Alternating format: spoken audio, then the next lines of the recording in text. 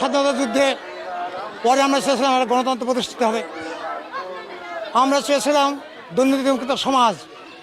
শেখ হাসিনা সবকে ধ্বংস করে দিয়েছে। আমরা এই জন্য লড়াই করছে। কুষ্টিয়ায় প্রথম রাজধানী হয়েছিল।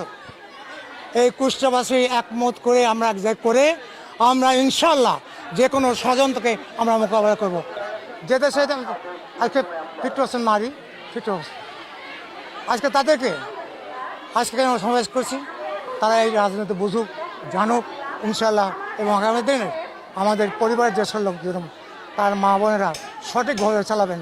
দেখেন, আমাদের বাংলাদেশে যে পুরুষের পাশাপাশি নারীও একটা বিরাট অগ্রণী ভূমিকা পালন করতে পারে দেশ এবং জাতি গঠনে, এবং বিএনপি এবং জননেতা তারেক রহমান এবং দেশনেত্রী বেগম খালেদা জিয়া অতীতেও নারীদের মর্যাদা রক্ষা এবং নারীদের ক্ষমতায়নে গুরুত্বপূর্ণ ভূমিকা পালন করেছে। এবং আমাদের যে বিএনপির যে আপনার রাষ্ট্র কাঠামো মেরামতের যে 31 দফা, সেই 31 দফার 24 নম্বর দফায় কিন্তু নারীদের মর্যাদা সুরক্ষা এবং নারীদের ক্ষমতায়নে এই কথাগুলো কিন্তু স্পষ্টভাবে বলা হয়েছে। এবং নারীদের একটা বড় অংশ, অর্ধেক অংশ হচ্ছে নারী ভোটার।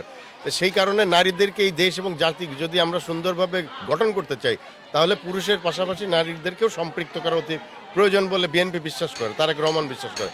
সেই কারণে মূলত আমরা এখানে কুষ্টিয়া সদর থানার অন্তর্গত 1 নম্বর হাটুপুর ইউনিয়নে আমরা একটি নারী সমাবেশের আয়োজন করেছি, এবং আমরা জাতির সামনে এই মেসেজ দিতে চাই যে পুরুষের পাশাপাশি নারীরাও দেশ এবং জাতি গঠনে ঐক্যবদ্ধভাবে কাজ করবে। দেখেন, নির্বাচন তো আরও একটু সময় লাগবে। আমরা বিএনপির পক্ষে, ধানের শীষের পক্ষে জোয়ার সৃষ্টি করার জন্য আমরা নারী কর্মী, পুরুষ কর্মীরা আমরা কাজ করছি, এবং আমাদের সারা বাংলাদেশেই কাজ চলছে, কুষ্টিয়াতে চলছে, সদর থানাও চলছে। আগামী জাতীয় সংসদ নির্বাচনে যাতে বাংলাদেশের গণমানুষ বিএনপি সবচেয়ে যে জনপ্রিয় রাজনৈতিক দল, এই দলকে যাতে ভোট দিয়ে রাষ্ট্রীয় ক্ষমতায় পাঠাতে পারে, সেই জন্য আমাদের কর্মীরা সবসময় তৎপর রয়েছে এবং আমরা কাজ করছি এই দলের জন্য।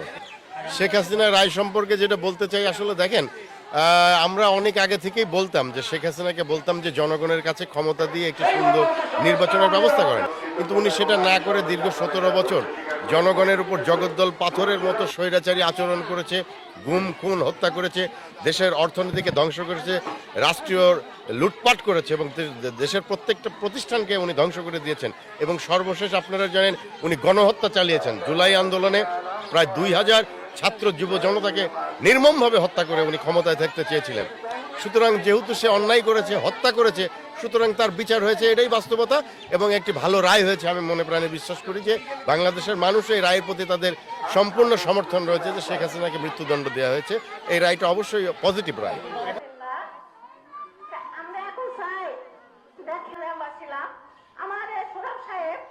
রাজনীতি সম্পর্কে তার সম্যক জ্ঞান ধারণা রয়েছে। মহিলা সম্পাদক কর্তৃক আয়োজিত আজকের নারী সম্মেলনে